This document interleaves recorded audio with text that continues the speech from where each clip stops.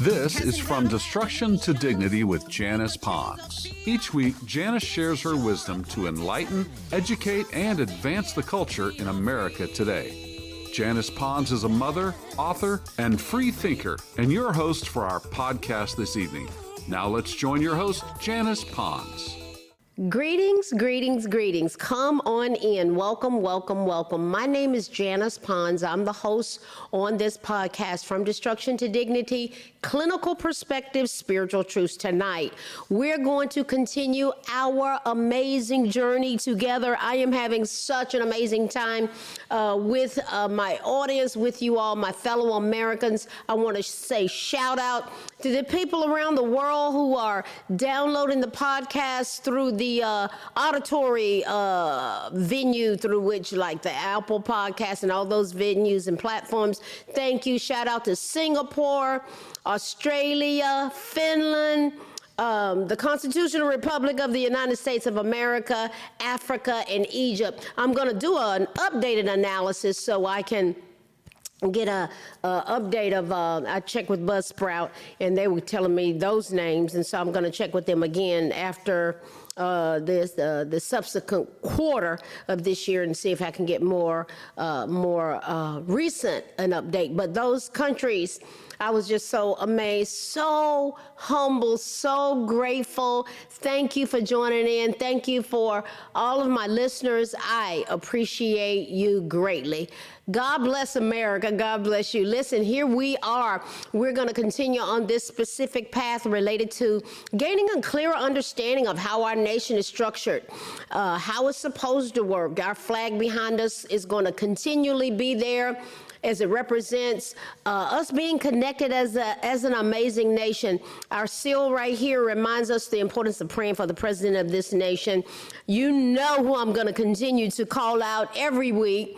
The 265,900,000 working Americans who were living paycheck to paycheck in 2024, barely making ends meet. It was rough. So when I see all of the things that are unfolding in our nation since President Trump was inaugurated in January, I am hopeful. I know right here in Oklahoma, the United Arab Emirates, they have invested $4 billion into support of Tulsa. That's in Inola.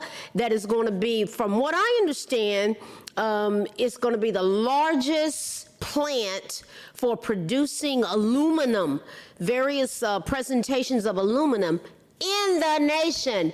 And when I hear people talk about Trump, I heard Hakeem Jeffries actually saying that he's crashing the economy and that we're well on our way to a recession. It was a bona fide lie. These people in Oklahoma, in the little town of Inola, they're going to have starting salaries of $80,000 a year. That's promising. And so these are the kinds of things that are going on in Oklahoma. A previous podcast, we dealt with what's going on in Houston, Texas, and he was saying companies are not even investing in business. That's a bona fide lie. It's just not true, sir. Why are you saying that when Apple and their president has already met with President Trump and they are investing billions of dollars? Saudi Arabia, billions of dollars. The other Arab nations and other businesses, listen, they're leaving China. They're coming here. To God be the glory. Just tell the truth. Just tell the truth. And so we're excited. Those 265,900,000 Americans, they are going to be a part of those people that things are going to turn around. We've got to keep praying for them. We've got to keep praying that businesses are coming to the table. Let's see, it's Japan. The Prime Minister of Japan had negotiated with President Trump about the steel industry. And I think it's Nippon, N-I-P-P-O-N, I think it's Nippon. What they've done is a partnership that's going to take steel making and products in our nation to an entirely other level. Guys, these are things that were not going on 4 years ago. We were just going in the wrong direction. And 79% of Americans period, across the board, said that the country was going in the wrong direction. And so the majority of the citizens spoke loud and clear at the polls last year, saying, listen, the thing that's important to us, this is what the majority of Americans said, the thing that's important to us is the economy and illegal immigration. That's why President Trump won. And we see what's going on with the economy, yes. And as far as illegal immigration is concerned, at the border, illegal immigrants crossing our borders, gosh, within 30 days of Donald John Trump being inaugurated this term, it's gone down 94%. It got up, I saw a figure that said 99%. We'll take the in the 90%, you know, considering what was going on. That's amazing. Kudos to him. So stop lying on this man, Mr. Hakeem Jeffries, and all the rest of you. Just tell the truth. It is what it is. It is what it is. So we have a mandate. We have a position of a mandate where we spoke loud and clear, the majority of Americans, saying that we wanted something different, and we have it, and we love it. And we're just praying that we can unite as one. We have a new leader. We have Capitol Hill. There's a lot of dynamics going on. There's a lot at stake. And a determination has been made. And tonight we're going to examine something that has generated a lot of conversation. There are a lot of conversations going on in the Constitutional Republic of the United States of America. And one that has been front and center has been obstruction by judges and journalists. What do we mean by obstruction by journalists? Because they get on the mainstream media and they lie and they lie and they lie. And they have a particular goal in these distorted, deceptive presentations that they give us, is that they want to obstruct the progress of our president and our nation moving forward. Now just think about that for a second. They want to obstruct it. Same with these judges. So we have rogue, we dealt with rogue players. That was about 2-3 podcasts ago. Rogue players, and they're judges and journalists. They're rogue. On The View, they're rogues. All those women, they're rogues. Listen to what they say. Toxicity. They just exude with toxicity, as evidenced by what, Janice? I'm not just slinging out words. It's their behavior. It's what they say. Are they unifying us? Are they unifying us, growing as a nation? Us empowering our children? Us empowering our schools and our families? Who's talking about solutions? So tonight we're going to dissect the dynamics of, when we talked about this somewhat, but we're going to dissect, we're going to go down a specific path related to all of this, excuse me, related to obstruction by judges and journalists, and the dynamics that creates ties in with our clinical perspective, which is the power of safety and security. Imagine that, safety and security. That's what our borders being protected is all about. That was one of the driving points of why President Trump won. He said he was committed to keeping us safe and secure. Oh yeah, our military, their number one goal is to protect us from all enemies, both foreign and domestic. Do we have any people domestically that jeopardize our safety and our security? Let's move forward. Remember, I always say that we're going somewhere and it's expecting us when we get there. Come and go with me. White House Deputy Chief of Staff for Policy and Homeland Security Advisor Stephen Miller delivered a bold warning on social media, and this is what it entailed. He was accusing judges and journalists of obstructing President Trump's plan to secure the southern border. Now think about that. His job is to protect us. And we have judges and journalists that are presenting an entire dynamic, an entire monologue and words and actions that are attempting to stop that. Stop us being safe. Stop us being secure. In a message posted to X, Stephen Miller described the situation not as a legal dispute, but as a full-scale invasion of the United States. And that's where that Alien Invasion Act came in. We've only used it 3 times in our nation, and it was when our nation was being threatened. The safety and the security of our nation was being threatened, and that's what it is constitutional. That's what President Trump has been executing all of these actions related to, simply to keep us safe. Go back and listen to the podcast about what happened to that family down in North Carolina. Oh yeah. It's just Laken Riley all over our nation. The Venezuelan gangs that were taking over apartments in Arizona, guys. These things aren't things that Donald Trump was making up. Why would someone want to protect that? We want people to come to our nation, but we want them to come in the right way. We don't want an invasion. And that was why Kamala Harris, that's why the Obama, Biden, Harris cabal lost. That's why the Democratic Party's approval rating was 27% earlier this year. These aren't my opinions. I don't too much deal with my opinions on here. Y'all know that.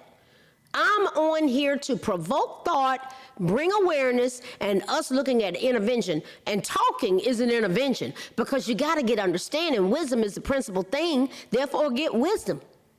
But in all that getting, get understanding. That's what this podcast is about. From destruction to dignity, clinical perspectives, spiritual truths. Let's move forward. Miller rejected the idea that mass illegal immigration could be treated like standard enforcement. He said, wait a minute, this isn't some standard come see, come saw kind of issue. Mass illegal immigration, we're talking about an invasion. It can't be treated like a standard enforcement. He said the American people had witnessed a coordinated effort to undermine national sovereignty and called the last 4 years of the Obama, Biden, Harris cabal. He called it a period of occupation, not immigration. Strong language, but it's true.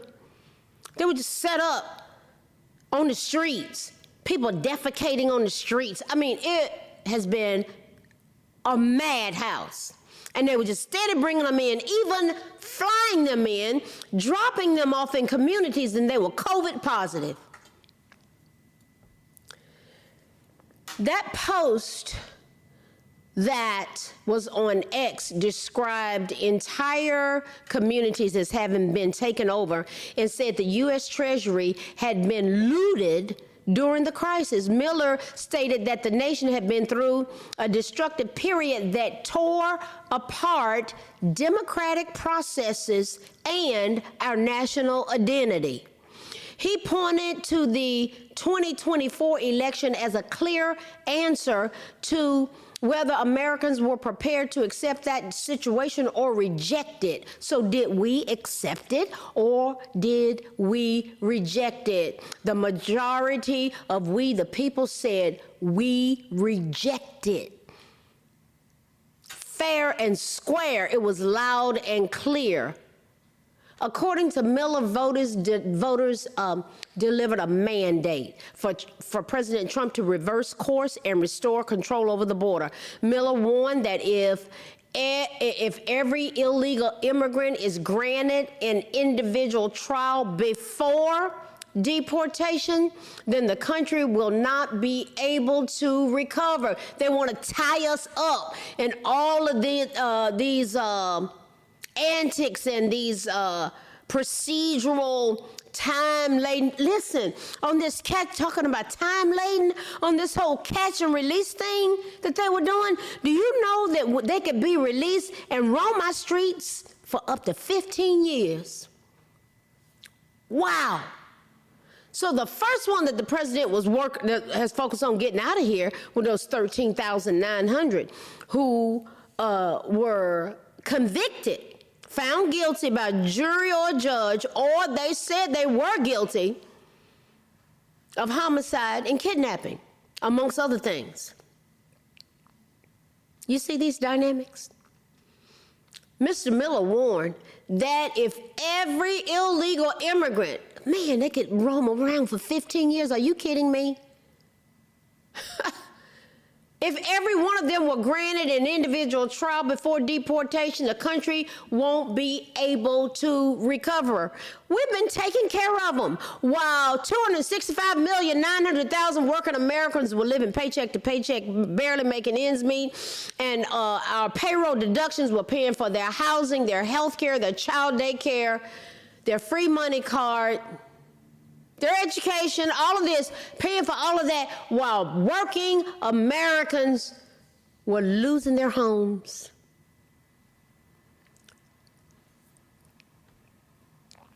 Miller asserted that such delays would only cement the crisis and allow the invasion to continue under the guise of legal procedure. See, that's these courts, they want to tie everything up. We're paying for it. We're still paying for it. He also cited Article 4, Section 4 of the U.S. Constitution, which requires the federal government to defend the country from invasion. Guys, everything the president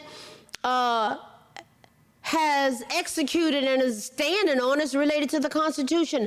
Miller made clear that district courts have no authority to override this duty, describing the Constitution as the highest law in the land. It's the law of the nation.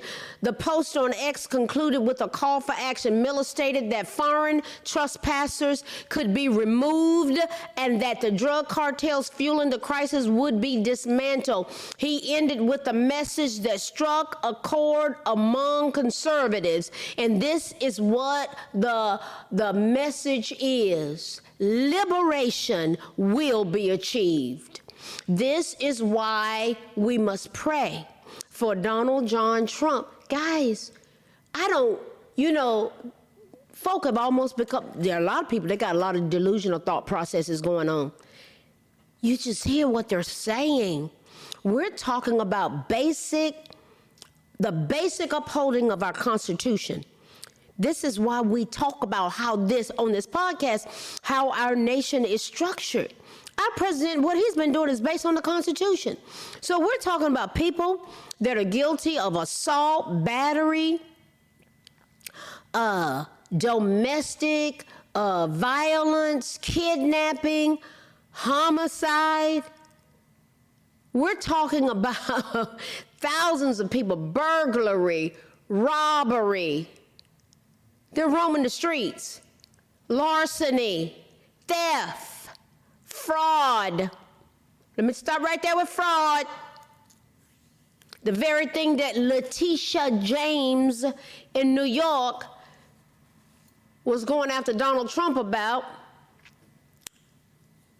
she's being pegged on the same thing, lying about property in Brooklyn, New York.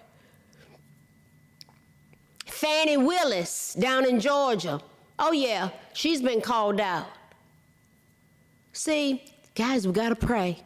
We just want the right thing. We want the right thing. So they want to use their orchestrated lawfare against President Trump, sticking these fraud charges on him, and come to find out they just as guilty as the day is long. We got people running around here that are illegal, that are under the influence of drugs, that are peddling fentanyl. They're driving under the influence, and I might add that fentanyl overdoses, the group in America, the two groups in America that lead the country in deaths from overdose of fentanyl. And fentanyl is, you don't know what you smoking today in terms of weed. It's mixed in with all kinds of drugs. I know somebody here in Tulsa, they lost their nephew. She was weeping and crying. He smoked a joint laced in fentanyl. It killed him right here in Tulsa, Oklahoma. God bless you. God bless you. So a lot of y'all know who that is. She was broken. Black Americans lead. There's the number one group in America dying from fentanyl overdoses. And secondly is Native Americans. Oh yeah, look it up. So we got people driving around under the influence, illegal immigrants. We want you here, but we want you here legally. You got to come in the right way. Guilty of homicide, manslaughter, kidnapping. Go look up the illegal immigrants that killed those beautiful people in Fayetteville. I think it was Fayetteville, North Carolina. Go look it up. Go look it up now, you naysayers that want to attack me. I'm exposing truth. The Bible says that we're to expose the unfruitful works of darkness. Call it what it is. Illegal drug possession, trafficking, addiction issues, taking our people out. I lost my entire immediate family over this stuff. You think I'm not passionate? And people get uncomfortable with me talking about that. Listen, they told me to talk about it because they didn't want other people to be taken out. So y'all need to grow up and let it become a part of our platform. If you knew what we could do as a family unit, instead of y'all targeting me and thinking something wrong with me, they didn't think anything was wrong with me. They said, you better go get those people. Oh yes, I'm on a mandate from them. They're in a great cloud of witnesses. I'm on a mandate from them. So get used to it. We got people to save. We have precious people in our nation. And you got people walking around offended because somebody's speaking truth. Illegal entry, re-entry. These are the dynamics that our president is protecting us from. Somebody needs to be paying attention. That would be us. That would be us. Illegal weapons possession, transporting, trafficking, little children being trafficked, people coming across the border in vehicles that are sealed up, coming across illegally. You can come in, but come in the right way. Even the ones he's deporting, he said, y'all can come back. You can come back. Oh, yeah, we welcome you back, but you got to come in the right way. Offenses where they're infringing upon someone's body. Oh, yeah. Let me go on and address that because I know y'all. I know some of you said, well, Trump did something. Oh, you talking about that bogus charge that happened 30 years ago? See, that's the same thing they did with Herman Cain. Some woman, this is what they do. They have some woman to emerge. Then she goes off into the wild blue yonder, and we hear no more. Donald Trump was the only one that could pay off millions and millions of dollars for this orchestrated lawfare. I can easily prove it. Go on Amazon and order Dr. Howard Hatcher's book, on Trump 45 and the black man parallel. Yeah, that's what I said. Trump 45 and the black man parallel. It was #1 in 4 different categories the first weekend that it came out on Amazon. I was right smack in the middle of helping to push that out. It was powerful, and it talks about that orchestrated lawfare that was perpetrated against President Trump. He was the only one that could afford to fight it. He fought millions and millions of dollars. So I thank God that this venue had to pay him $25 million. ABC, $15 million. CBS, millions. Hold them accountable. You know, I've done podcasts in the past about documentation. Keep a log. You think he wasn't keeping a log? Good for him. I know the power of that myself, sir. So, guys, listen, a lot of dynamics going on here. You see, there's been a wicked, diabolical plan to obstruct safety and security in our nation. By who? Judges. We pay for their salary. And journalists. One of the best things that some of you can do as we move forward here is to turn the mainstream media off. It's got your mind so warped that you cannot, so we're surrounded by people that cannot even utilize basic logic and deductive reasoning. It'll get you a long way. From a clinical perspective tonight, tying in with what we've talked about regarding obstruction by judges and journalists, we're going to talk about the power of safety and security. Oh, yeah, safety and security. Safety and security are vital for individual well-being, societal stability, and economic prosperity. They provide protection from harm, reduce fear and anxiety, and what else? It enables individuals to thrive. Imagine an America that thrives, and we're teaching that to our children and our youth, and we're structuring everything, and the pulpits push it, and the schools push it, and the families talk about what that's about. Why? To protect us from harm, reduce fear, reduce anxiety, and to enable we, the people, to thrive. Furthermore, these components are crucial for building trust in institutions, fostering healthy workplaces, and creating a foundation for progress and prosperity. Guys, I'm telling you, I know in my knower that if President Trump had his way talking about prosperity, all of us would be millionaires, and a lot of us are going to be. Imagine here in Little Inola, Oklahoma, starting off with a salary of $80,000. I am so grateful and so excited for these people. And this is going to happen all over our nation. Leave him alone. Pray for him. Open up your blinded eyes. Listen, let's dissect this these dynamics related to safety and security. In summary, safety and security are indispensable for ensuring the protection, stability, and well-being of individuals and societies. We have to have it. They enable progress and prosperity while safeguarding, guys, against what? Risk, making them a cornerstone of a functioning and thriving community or organization. Now,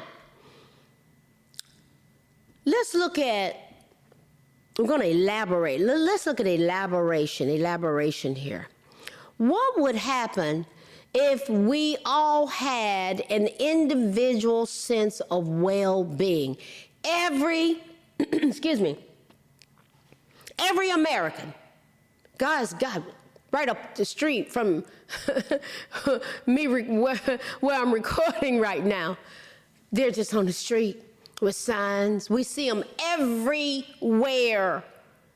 They are not experiencing a sense of well-being. Our veterans not experiencing a sense of well-being. But boy, they were trying to make the last administration, the last cabal, they were trying to make illegal immigrants have a sense of well-being while our veterans were on the streets homeless.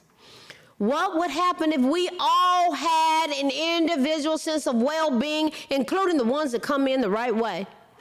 Feeling safe and secure is a fundamental human need. It allows individuals to focus on their goals, build relationships, and live without the constant fear and anxiety that can hinder their mental and physical health. What would happen if we had societal stability? A sense of safety and security is essential for functioning as a society. It enables people to participate fully in community life, trust institutions, and contribute to overall well-being of our communities. What would happen, guys? Think about it. All this is doable. We've done this before. We just got to put aside our difference and go, okay, let's agree on this right here. Let's have our solution focus resolve on these things right here. There are many of us, we're going after it, man. We're going after it. I will lead the pack. What will happen if we had economic prosperity? Safety and security are crucial for attracting investment. It attracts investment, promoting trade and fostering innovation. When businesses and individuals feel safe, you know, someone said, I'm not going in that neighborhood. They tear up everything. Hey, Walmart's moving out of urban communities. Why? People going in there stealing everything, tearing down everything. When that kind of thing is going on, they're not going to invest. They're not going to take risk. They're not going to create jobs. They don't want to risk their money to have a driving economic growth. But boy, our president, along with these players that are coming to the table now, yeah, the United Arab Emirates and Saudi Arabia, boy, they'll come with their security too. They got the money to cover it because we ain't playing. We want safety. What would happen if we had this a workplace culture, a church culture, guys? Wow. Jamal Bryant, you're focused on the wrong thing. You're always focusing on black people being offended. And talking about your men, these black men selling weed. Wrong focus. What would happen if we had a culture that prioritized safety in workplaces and churches and communities, which leads to a healthier, more productive and happier workforce, church congregation, body of Christ, temples, mosques, churches, schools, families, communities. It reduces the risk of accidents and injuries, protecting both employees, companies, communities, churches, mosques, tabernacles, people. What would happen if we had trust in institutions? A lot of Americans have lost trust in institutions, guys, but what would happen if we had trust? Trust is earned. A strong sense of safety and security is built on trust in institutions like law enforcement, government, and healthcare. When people trust these institutions to protect them, they are more likely to cooperate and participate in society.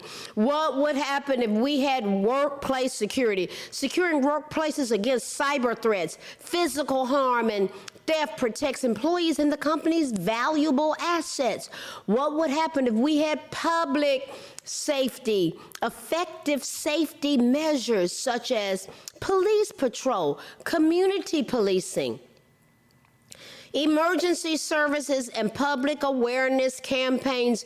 All of this contributes to a sense of security in public spaces. And people will get to the point of like, you're not doing this in our community. We built this up. We're protecting this. This is where our children thrive. This is where we are working together to protect one another. I live in a beautiful community, and I love it. And we just look out for each other.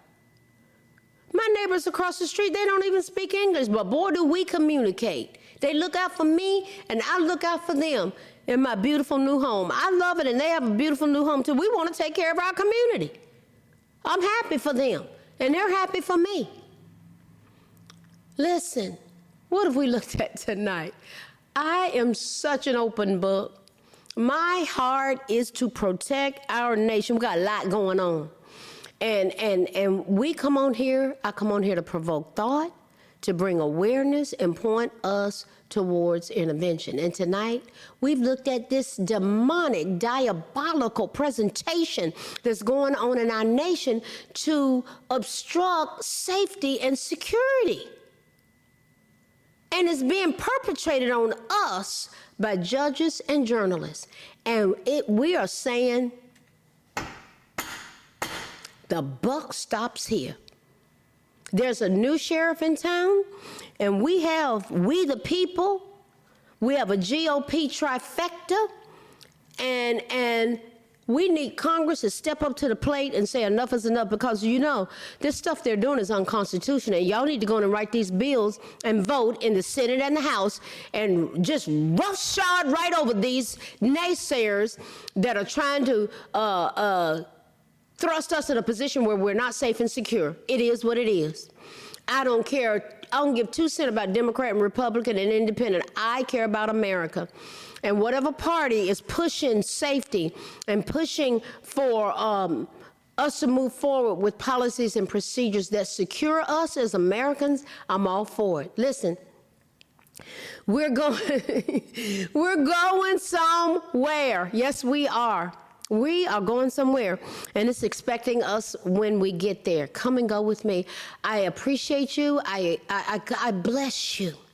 I speak blessings over you and your family, over this nation, over the White House, over every citizen, over every child, every man, woman, boy, and girl in this great nation. I speak blessings over us all. I pray that we all come together as one. A house divided against itself cannot stand. However, there is power in unity. There is power in love. Can you see why the enemy of our souls, our mind, our will, our emotions, our intellect, our drive, and our desires has made a ferocious attempt to keep us separated and bickering? I don't want it. And there are millions of others. We are coming together, and I'm telling you what, just watch out. We're going somewhere. It's expecting us when we get there. And we just simply say, come and go with us as we go together from destruction to dignity. Clinical perspectives, strategies, skills, and tools. A way of thinking. A way of challenging each other, a way of loving and respecting each other. We're going from destruction to dignity. Clinical perspectives, spiritual truths. God bless you. I'll see you next week. Good night. Thanks for listening to this week's episode of From Destruction to Dignity with Janice Pons.